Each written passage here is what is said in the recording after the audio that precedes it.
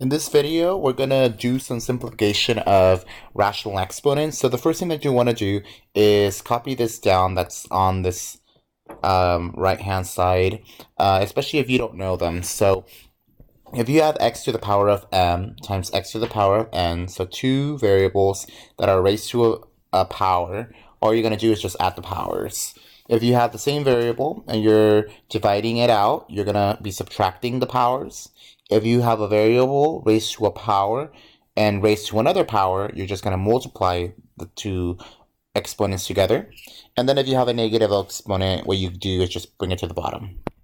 Okay, so for this problem, part A, we have x to the 1/2 times x to the 5/6. So the first thing that you want to do is you want to add them together because this looks a lot like this. Okay, so this is going to be x to the 1/2 plus 5/6.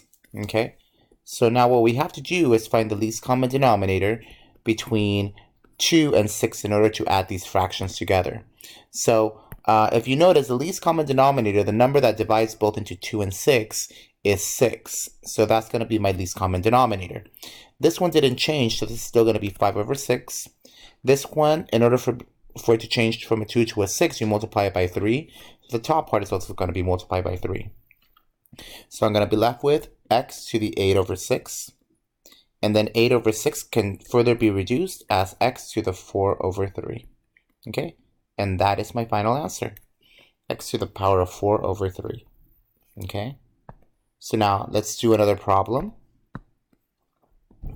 So let's say we want to do z to the power of 9 to the power of 2/3. Okay? So some of the properties of exponents, this looks like the third one. Okay, so what we're going to do with the exponents is that we're going to multiply them together. So it's going to be z 9 times 2/3. Now, any fraction, we can put it over 1. Okay, just like that. So what we're going to get is z 9 times 2 is going to give me 18 divided by 3. So 18 divided by 3 is just going to give me 6. So this is just z to the power of 6. Okay. Okay, let's do one that's a little bit more scary looking. So you're going to have x to the power of 3/4 times x to the power of -1/4 divided by x to the power of -6/4. Okay.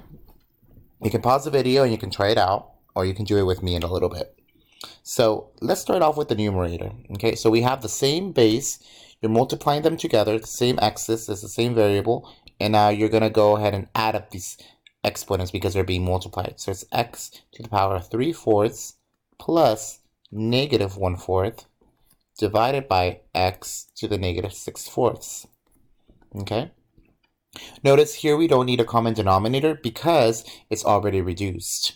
Okay, it's already as a common denominator. It's already a 4.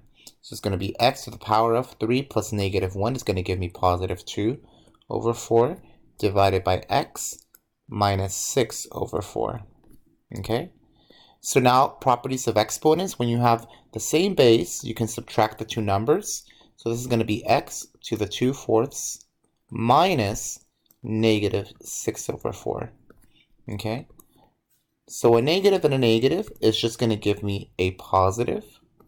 So 2 plus 6 is going to give me 8. So it's going to be x to the power of 8 divided by 4. And 8 divided by 4 is just going to be 2. So it's x squared. Okay. All right. Hopefully this is kind of helping a little bit. Let's do one more problem. One that's a little bit more out there. Okay. So let's do 27 b to the power of 2/3 c to the power of -5/2 divided by b to the power of -7/3 c to the power of 1/2 to the power of 1/3. Okay, so this looks super scary, but it's easy to do if you just take one thing at a time. Okay, so let's not worry about the 1/3 just yet.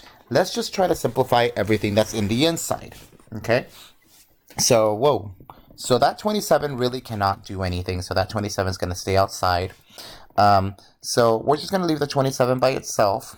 This b, so these b's kind of are the same. They have the base as a b. And then since they're being divided, we can just subtract the exponent. So it's going to be b to the 2/3 minus negative 7 over 3. Okay, so that's the b portion. Now what about that c? Well, this c, same exact thing. They're being divided, so I'm going to subtract them. C to the negative 5/2 minus 1/2. Okay, and then I just have that lonely 1/3 on the outside, which we'll take care of in a little bit. Okay. All right, so what are we going to have? So we have a 27. Okay, we're going to subtract these. A negative and a negative is going to give me another positive. So 2 plus 7 is going to give me 9. So that's b to the 9 over 3. This one, I'm going to have negative 5 minus a 1. That's going to give me negative 6. So it's going to be c to the negative 6 over 2 raised to the power of 1/3.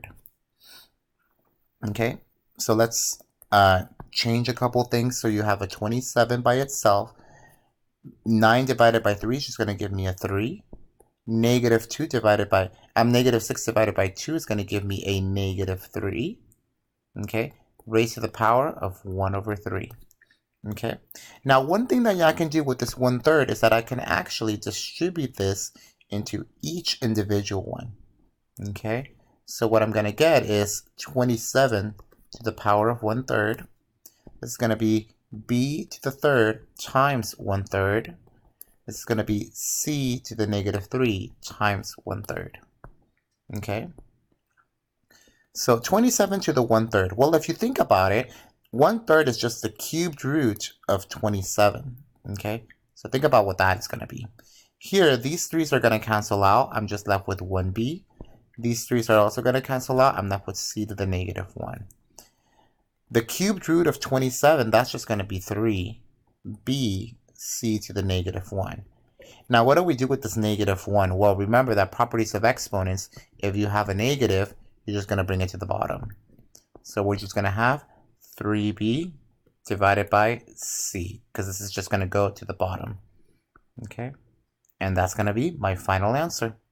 Okay, so if you have any questions, let me know. These can be a little bit difficult. Just be patient with them. Do one thing at a time. And yeah, that's all there is to these.